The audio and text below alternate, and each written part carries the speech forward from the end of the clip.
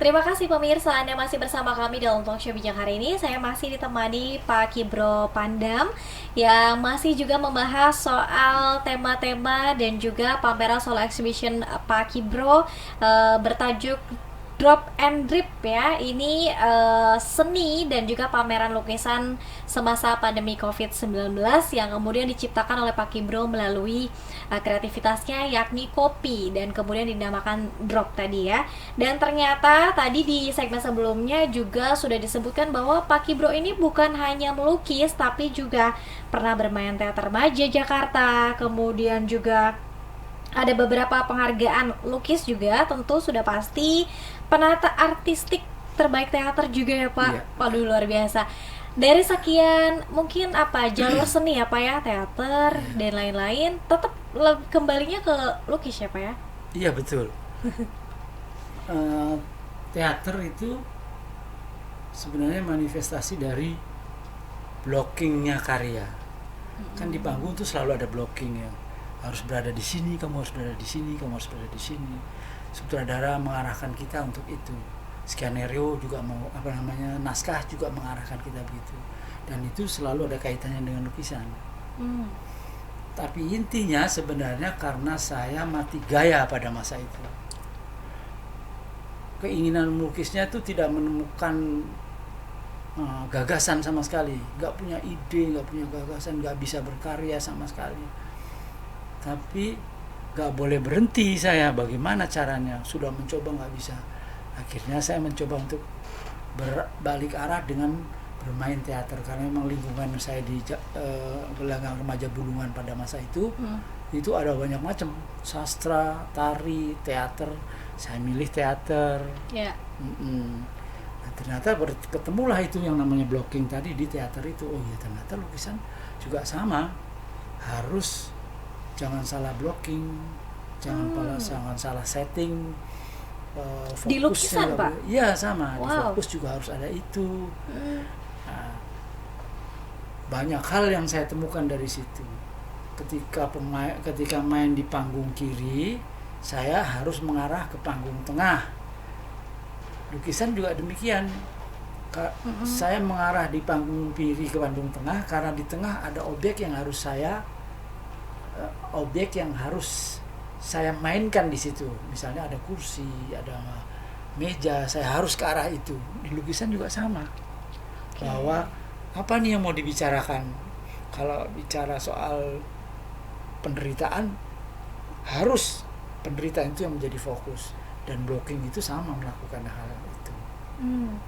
Nah, dari waktu ke waktu sampai akhirnya saya kembali lagi bisa berkarya. Oke. Itu salah satunya itu. Malah beberapa sutradara melihat saya punya kelebihan lain untuk membuat setting panggung. Jadi state manajernya bilang bahwa kami butuh nih setting untuk ini. Mas mungkin bisa melihat bahwa melukis juga menggunakan sistem blocking dan setting. Semua ada kaitannya dengan teater. Saya akhirnya membuat itu dan alhamdulillah ternyata berhasil. Ya. Bahkan saya juga dapat penghargaan 2 kali dari artistiknya panggung itu. Keaktoran juga saya dapat 2 kali menjadi aktor terbaik. Wah, masih ingat Pak naskah yang dimainkan? Naskah yang pertama itu saya kalau nggak salah saya agak lupa judulnya itu. Namaku Kiki, itu karyanya N. Riantiarno. Saya sebagai orang gagu, orang yang tidak bisa bisutuli, memang susah karena menjadi orang yang tidak bisutuli aja susah sekali memerankan itu. Menjadi orang normal itu aja menjadi seorang memerankan tokoh guru aja susah. Apalagi ini memerankan orang yang gagu. Tidak boleh lucu karena dia gagu kok, harus dikasihani. Ya. Kalau tadi ada yang tiba-tiba menjadi lucu itu sebenarnya efek samping aja, tapi nggak boleh lucu. dan gagunya tidak boleh seperti orang yang dibuat-buat karena memang gagu benar. Dan itu saya eksplorasi ke banyak orang, ke banyak apa namanya, riset ya Pak. iya, harus lihat bagaimana sih orang gagu, harus berusaha menulikan telinga Ya. supaya nggak dengar kan, karena orang bisu kan tidak dengar. Itu kalau salah saya dapat penghargaan di satu. Terus yang kedua itu di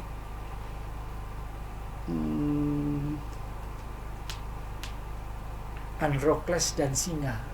Itu karyanya Sophocles. Saya berperan sebagai kaisar di situ. Oke. Ya, kalau nggak salah itu dua-duanya itu. Oke, Nah, baik. kalau di panggung saya di panggung itu saya mendapatkan aktor juga, artistik juga di Androkles dan Singa itu. Setting panggungnya saya pemain juga dan mendapatkan 2 sekaligus itu. Wah, luar biasa. Mungkin kebetulan barangkali ya semuanya ya. Nggak ada yang kebetulan Pak. Oke. Kalau anak-anak mungkin Pak ada juga yang mungkin berdarah seni seperti Bapak? Atau mungkin Anak ada saya cuma minat satu, lukis. perempuan. Dia lulusan IKJ sinematografi, ambil genrenya tuh majornya tuh sutradara. Sutradara. Iya. Tapi ya dia sekarang lebih cenderung kepada ibu rumah tangga karena anaknya sudah 3. Oke. Ya dia sekarang menyutradari anak-anaknya itu aja di rumah gitu. Siap. Iya. Nah, tadi yang dipamerkan di Kopirona ada 36 ya Pak, karena Ya. mungkin terbatas space. Iya. Berarti karya-karya di rumah masih banyak. Masih banyak sekali. Banyak yang masih belum dibingkai ya. Mm-mm. Masih dalam lembaran-lembaran kertas itu dan masih tersimpan kok. Masih tersimpan. Nah, pemirsa, Pak Kibro membawa beberapa karyanya, mungkin boleh ditunjukkan Pak salah satu di antaranya. Iya. Ini yang pakai apa Pak? Ini yang pakai pensil ya. Pakai pensil. Sana ya. Ini yang pakai pensil ya. Ini tahun 19 jadi tahun 2020. 2020. Iya. Saya memberi judul Lara Tiga Darah. Lara Tiga Darah. Iya. Berarti darahnya ada 3 nih Pak. Ya, Ya. ini Lara Tiga Darah. Semua pakai masker. Ya. Di sini saya ingin menyampaikan bahwa masker karena pandemi mengakibatkan banyak orang juga tidak bisa leluasa. Tetapi yang saya sampaikan maksud di sini adalah pembekapan ya terhadap dia, pembekapan dalam arti yang lebih luas. Ya. Pergerakannya dia sebagai wanita, pergerakannya dia sebagai wanita yang lemah ya. Saya ini simbolnya adalah dari masker itu tadi. Ya. Makanya saya sebut Lara Tiga Darah. Lara Tiga Gitu. Darah. Tapi ini tidak dengan kopi. Ini dari pensil cuma pensil. Ada lagi yang sebentar ini.